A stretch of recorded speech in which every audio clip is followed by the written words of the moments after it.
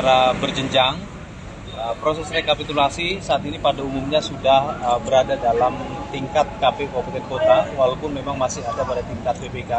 Nanti setelah rekapitulasi tingkat KPU Kabupaten Kota, suara tersebut direkapitulasi di tingkat KPU Provinsi dan KIP Aceh. Setelah itu baru direkapitulasi di tingkat KPU Republik Indonesia. Dan undang-undang memberikan waktu kepada KPU untuk menetapkan hasil pemilu selama 35 hari setelah hari pemungutan suara. Insya Allah tanggal 20 Maret 2024 proses rekapitulasi ini sudah selesai sesuai dengan jadwal. Mudah-mudahan berjalan dengan lancar.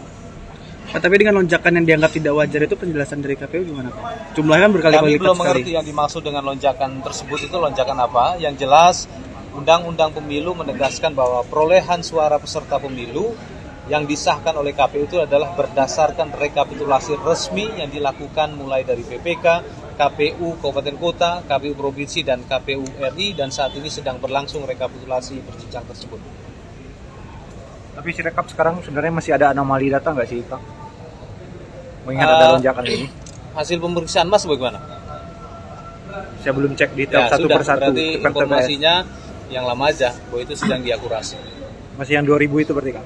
Dicek aja dulu ya, karena saya nggak pegang datanya kan. Download Tribun X sekarang, menghadirkan lokal menjadi Indonesia.